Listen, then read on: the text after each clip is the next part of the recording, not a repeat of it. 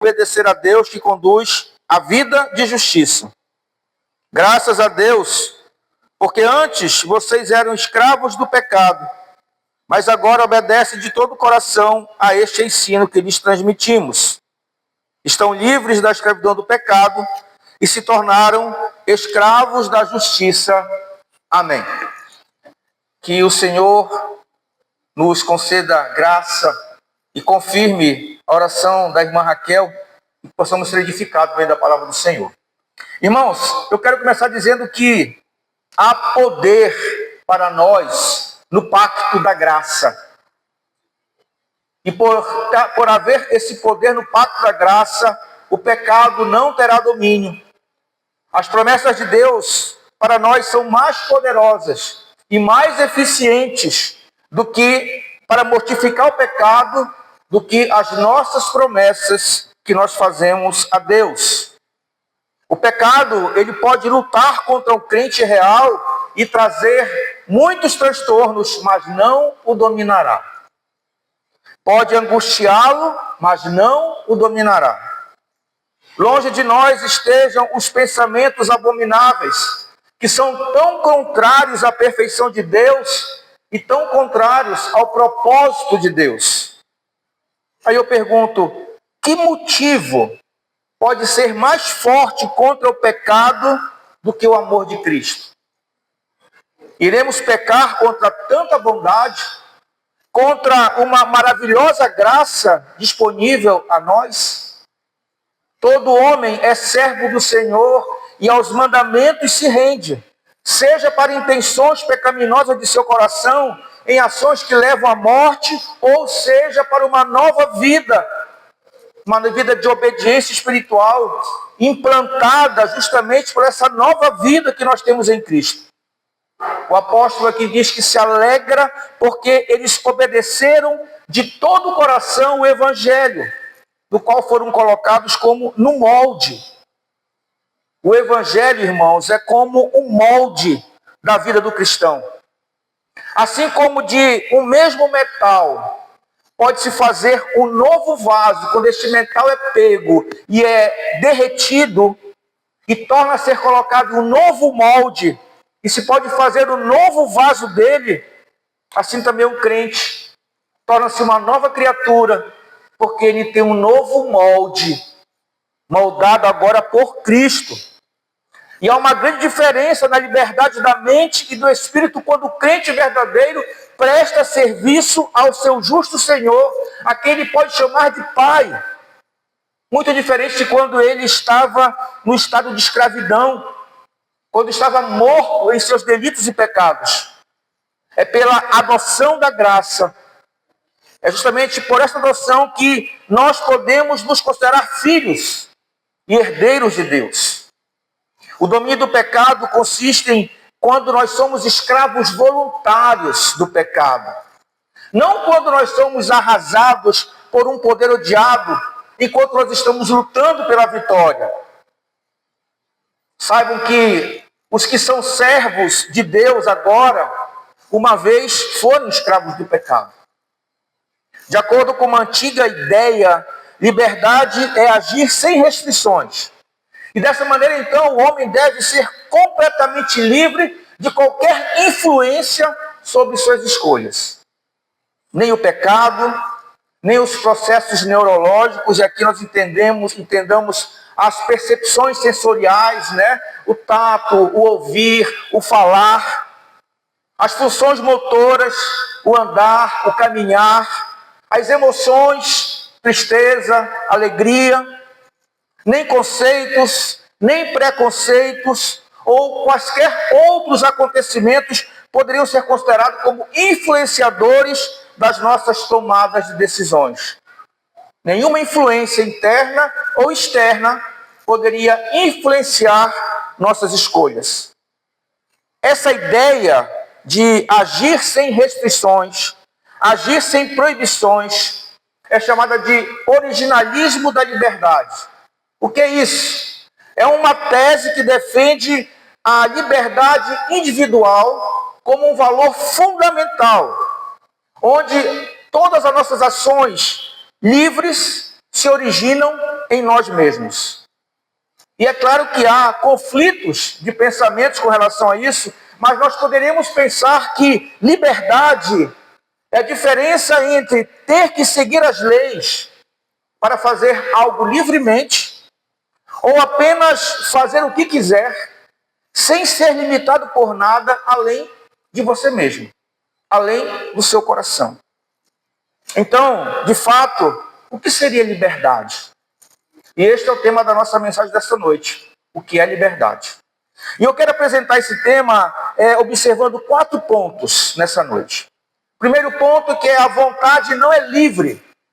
A vontade não é livre. Quando nós lemos a carta de Paulo aos Romanos, capítulo 5, verso 12 até o verso 14, Romanos 5, 12 até o verso 14, diz assim a palavra do Senhor.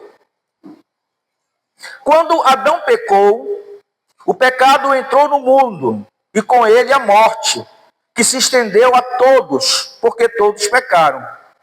É fato que as pessoas pecaram antes que a lei fosse concedida, mas, porque ela não existia, seus pecados não foram levados em conta.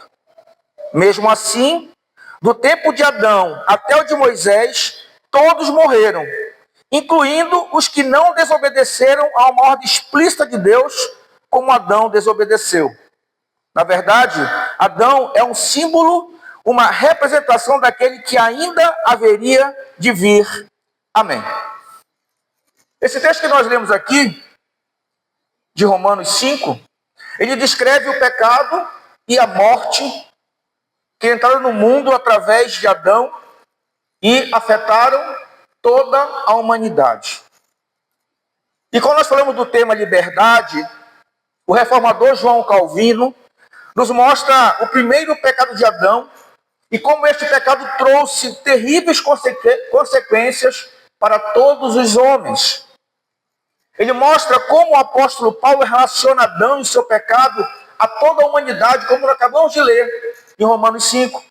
Quando Adão pecou, queridos, ele embaralhou, ele afundou a sua descendência, que somos nós, nas mesmas misérias como consequências do pecado. Calvino define o pecado original, e o pecado original, irmãos, possamos lembrar que não foi apenas comer um fruto, e que também não era uma maçã, todos sabem, né? Era um fruto. O pecado não foi comer um fruto, o pecado foi a desobediência, o pecado foi a rebeldia. E essa definição que Calvino traz para esse pecado original é a depravação hereditária. Significa que nós herdamos e passamos de geração em geração essa depravação. Que é o quê? A corrupção de nossa natureza, que é espalhada em todas as partes da nossa alma. Essa corrupção nos torna sujeitos à ira de Deus.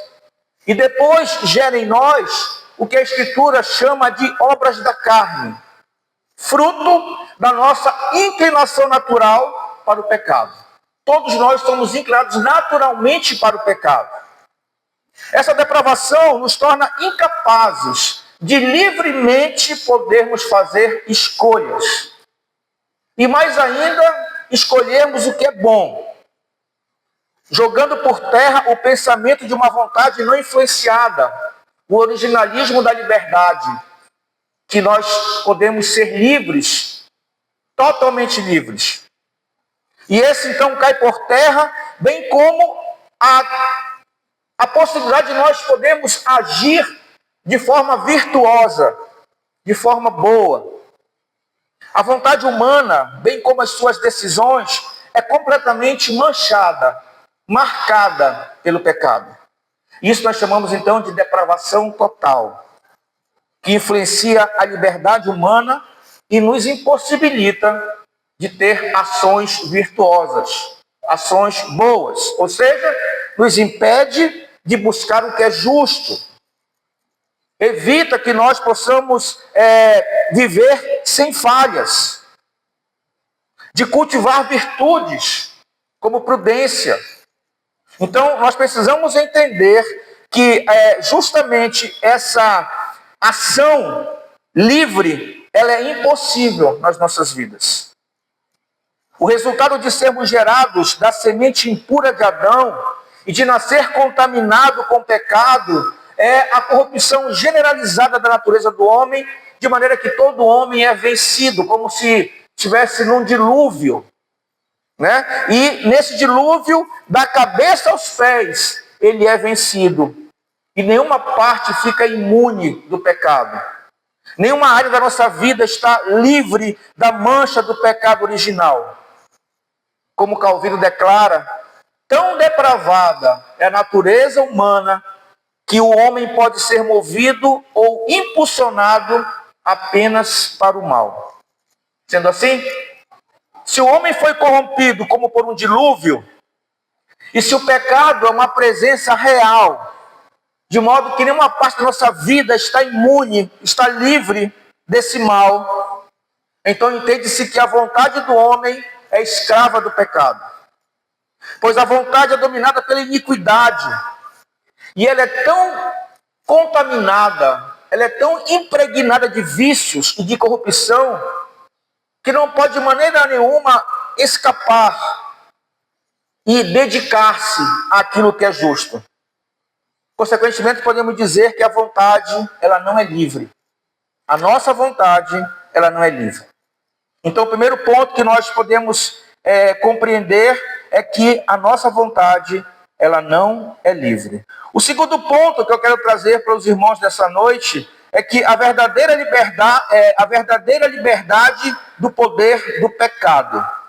Romanos, capítulo 6, que nós lemos, verso 17 e 18, nos mostra isso.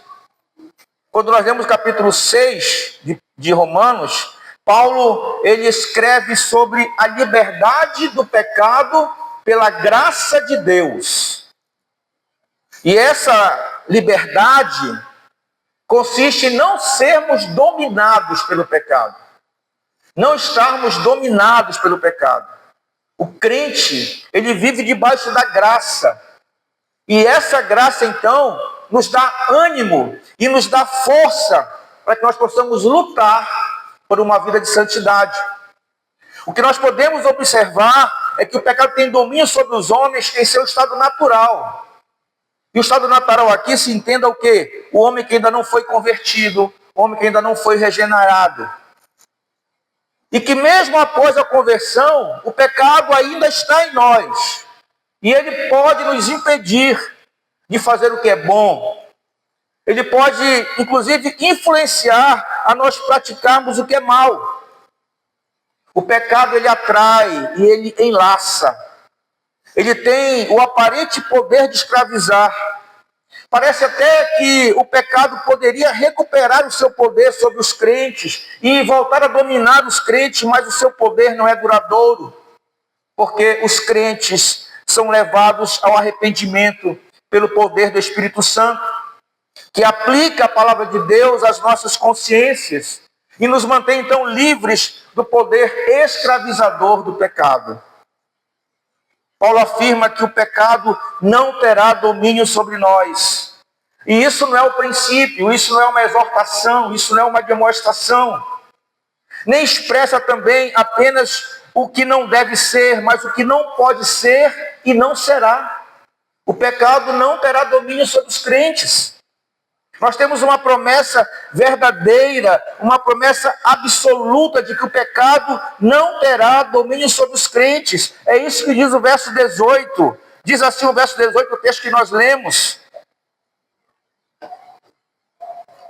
É verdade que um só pecado de Adão trouxe condenação a todos, mas um só ato de justiça de Cristo removeu a culpa e trouxe a vida a todos. Glória a Deus por isso. Então, esse é um aspecto da verdadeira liberdade. Nós fomos livres do poder governante, do poder impositivo e tirânico do pecado. No novo nascimento, o pecado ele é destronado. Ele perde o seu poder sobre nós. E Cristo, então, ele é o nosso Senhor. E ele não apenas foi, mas ele continua sendo nosso Senhor e será o nosso Senhor. Os santos, eles estão em outro reino. Eles estão no reino de Cristo. E eu poderia perguntar, poderia o pecado reinar novamente sobre eles? Se nós estamos agora no reino de Cristo? Claro que não. Não há como. Nós estamos sob a graça. Os santos são livres para usarem seus membros como armas de justiça para Deus contra o pecado. Nós somos livres para rejeitar o pecado. Nós somos livres para negar o pecado. Nós estamos livres para abominar o pecado, porque o pecado não tem mais domínio sobre nós. O terceiro ponto desta noite que eu quero trazer sobre esse tema, sobre esse texto, é a verdadeira liberdade sob a graça. Romanos 6,14. Diz a palavra de Deus, Romanos 6,14.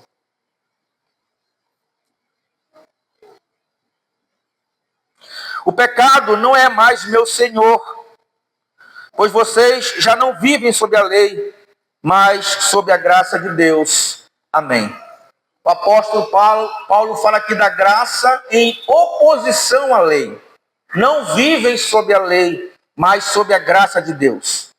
E não estar sob a lei significa que ela não passa agora de uma letra morta a condenar-nos, pois nós não podemos cumpri-la de forma plena e cabal. Uma vez que nós não temos condição de fazer isso. Não estar debaixo da lei não significa que não devemos considerá-la, que nós não devemos cumpri-la. Significa que agora nós não estamos mais sujeitos à condenação mortal por causa do não cumprimento dessa lei. Ou seja, ainda que nós não venhamos ou não vamos conseguir cumprir a lei perfeitamente, nós não seremos condenados. Pois a graça...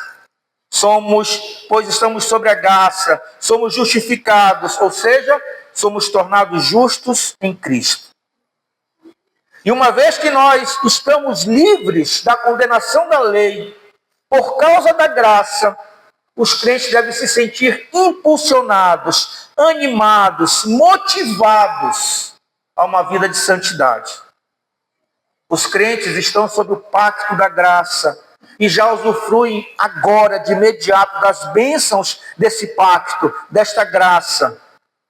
Que sob que tempo? Sob o tempo da proclamação do Evangelho, que conduz, que ensina os homens a negarem as impiedades, a negarem as paixões mundanas, a negar e abandonar as obras da carne. Estão sob a graça, na posse da justificação e do perdão divino, que influenciam fortemente a justiça e a santidade. Estão sob a graça regeneradora, redentora, como nós vimos hoje pela manhã, que nós somos redimidos em Cristo. E essa graça regeneradora, santificadora, ela é como um princípio governante da nossa alma. A intenção aqui de Paulo é chamar a atenção dos santos com olhar para o presente, para o nosso privilégio que nós temos, e envolver-nos constantemente para lutar e provocar em nós uma aversão, uma rejeição contra o pecado. Diferente de um dos pensamentos que eu citei logo no início da mensagem, no qual os homens fazem o que querem, o que bem entendem, quando bem entendem. Na verdade, a graça produz a verdadeira liberdade, que consiste em desejarmos a glória de Deus, o seu reino e a sua justiça. E essa graça, ela nos leva ao contentamento. E este contentamento é uma plena satisfação, uma total satisfação em Cristo e na sua obra, nos capacitando e fortalecendo para vivermos na presença do Senhor. Quarto ponto que eu quero trazer para os irmãos nessa noite: verdadeira liberdade sendo escravos da justiça. Romanos capítulo 6, verso 13. Diz assim a palavra do Senhor: não deixem que nenhuma parte de seu corpo se torne instrumento do mal para servir ao pecado, mas em vez disso, entreguem-se inteiramente a Deus, pois vocês estavam mortos e agora têm nova vida. Portanto, ofereçam seu corpo como instrumento para fazer o que é certo, para a glória de Deus. Amém.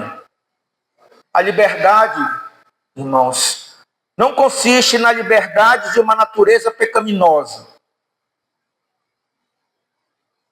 nem a liberdade de um coração corrupto, nem a liberdade de pensamentos vãos, nem a liberdade de palavras pecaminosas, nem a liberdade de ações pecaminosas. Mas essa liberdade é a liberdade do poder condenatório do pecado. Ou seja, quando nós somos livres em Cristo, não quer dizer que nós não iremos mais cometer nenhum pecado. Não quer dizer que nós não iremos ter mais nenhum pensamento mau, alguma ação ou alguma fala pecaminosa. Não, não quer dizer isso. Quer dizer que o salário da morte, que é a condenação eterna, não nos alcança mais. Como Paulo afirmou com muita segurança em Romanos 5,12, o pecado levou todos os homens à condenação de morte eterna.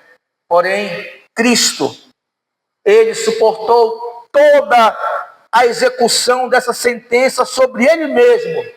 Por quem? Pelo seu povo, pela sua igreja. Portanto, todos os que estão em Cristo estão livres. Todos que estão em Cristo são livres. Se você está em Cristo, você pode dizer, eu sou livre. Os que nasceram de novo passaram da morte para a vida e nunca mais entrarão em condenação.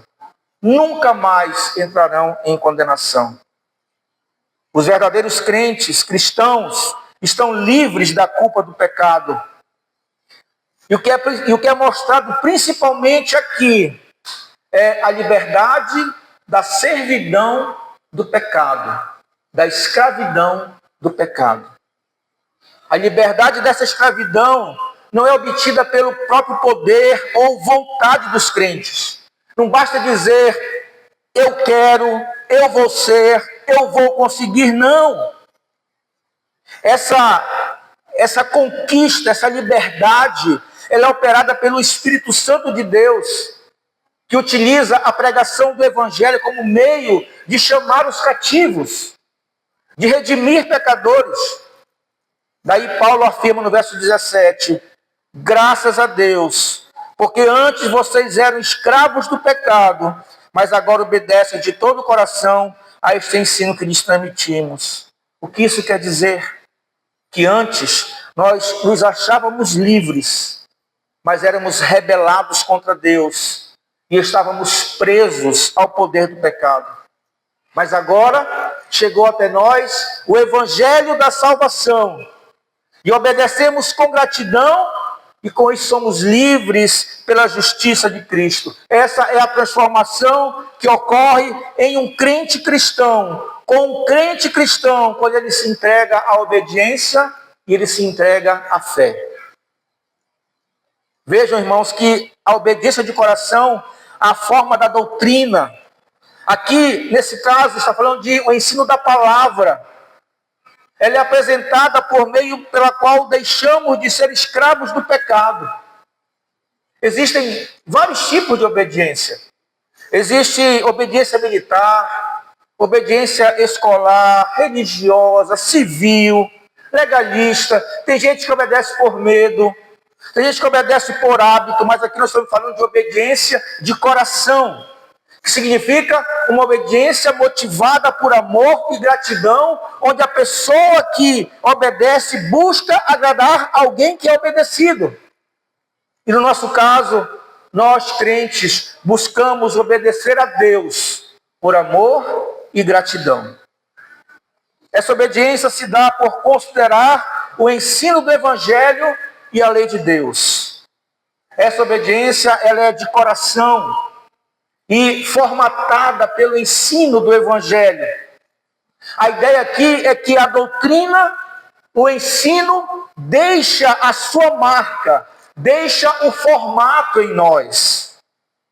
levando-nos a sermos diferentes de quem nós éramos no passado, quando não tínhamos sido ainda regenerados, alcançados, formatados por este Evangelho.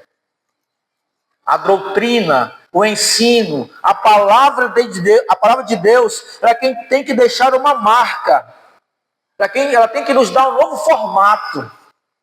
E se isso não acontece, não deixa marcas, não dá um novo formato, duas coisas estão acontecendo.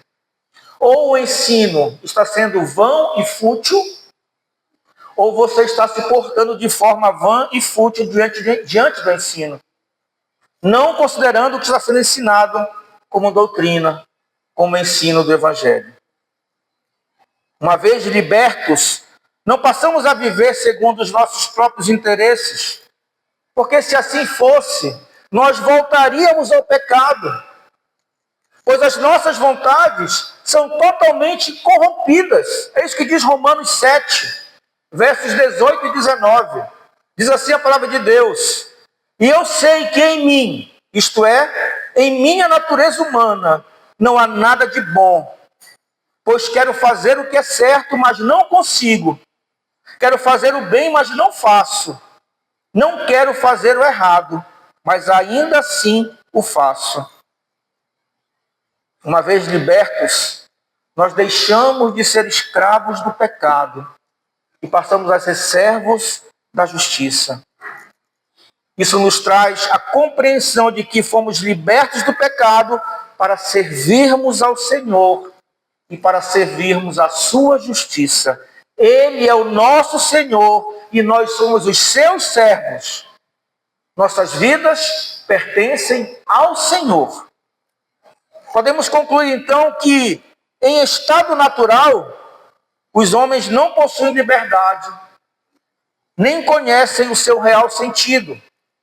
Não há qualquer possibilidade, irmãos, de tomarmos decisões livres, sem influência do pecado. No entanto, uma vez regenerados em Cristo, nós somos libertos do poder do pecado e experimentamos o fortalecimento para a batalha que nós lutamos contra o pecado dia a dia nas nossas vidas. Passamos assim a ser dirigidos não mais pelo nosso coração, pelos nossos conceitos, pelas nossas ideias, mas passamos a ser dirigidos pelo Evangelho, pela doutrina sã, ou seja, a boa palavra, e de escravos do pecado, e daqueles que desejavam o oposto à vontade de Deus, nós agora experimentamos a liberdade e o desejo de agradar a Deus no serviço e na justiça. A verdadeira liberdade consiste em sermos libertos do governo do pecado, em vivermos debaixo da graça de Deus, em sermos motivados a viver para Deus e em decididamente vivermos em obediência ao Evangelho para o Senhor. A liberdade cristã, na prática, significa viver livre do pecado e da condenação através da fé em Jesus Cristo, utilizando essa liberdade para amar e servir a Deus e ao próximo.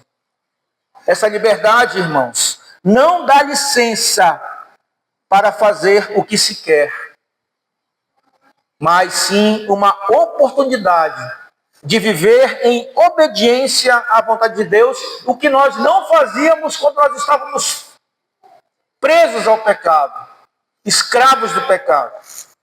Agora essa verdade, ela nos alinha, ela alinha os nossos desejos com os desejos de Deus. Em termos práticos, a liberdade cristã se manifesta de que forma? Como? Primeiro a gente pode pensar na liberdade do pecado, né? A salvação em Cristo liberta o crente da escravidão do pecado, permitindo que ele experimente agora a verdadeira liberdade espiritual. Essa liberdade também nos dá liberdade para o serviço a Deus e ao próximo. Porque essa liberdade, o fim dela não é em você mesmo. Não é é em mim mesmo, mas é um meio de servir a Deus com alegria e para amar e servir ao próximo. E assim então nós refletimos o caráter de Cristo. Essa liberdade também nos dá a condição de obedecer à vontade de Deus. A liberdade cristã se manifesta na escolha de obedecer os mandamentos de Deus, buscando viver de acordo com os princípios e ensinamentos da palavra de Deus. Agora nós podemos fazer isso. Temos essa liberdade. Essa liberdade também me possibilita amar e servir. O amor, ele é a base para o cumprimento da lei. E a liberdade cristã se expressa no amor ao próximo, refletindo o quê? Serviço e cuidado que nós temos uns com os outros. Essa liberdade também possibilita que eu seja humilde e dependente de Deus. A liberdade cristã, da qual nós falamos nessa noite, implica em reconhecer a soberania de Deus e depender dele em todas as áreas da vida, cultivando humildade, reconhecendo que nós precisamos e dependemos de Deus. Em resumo, a liberdade cristã é um presente de Deus que nos capacita a viver uma vida transformada, livre do poder do pecado, cheia de amor e serviço ao próximo e, consequentemente, refletindo a vontade de Deus em todas as áreas da nossa vida. As perguntas que nós podemos fazer nessa noite e que nós temos que fazer para cada um de nós nessa noite é: tenho experimentado a verdadeira liberdade em Cristo? Ou permaneço escravo do pecado? A graça de Deus tem produzido efeitos em minha vida? Ou tenho caído em uma vida sem santificação, uma vida de impiedade? Pense nisso, medite e responda para você mesmo. Faça esse exercício. E ao Senhor toda a honra, toda a glória e todo o louvor, pelos séculos dos séculos. Amém. Vamos orar ao Senhor, orar nossas cabeças, orar ao Senhor. Eu quero pedir que a nossa irmã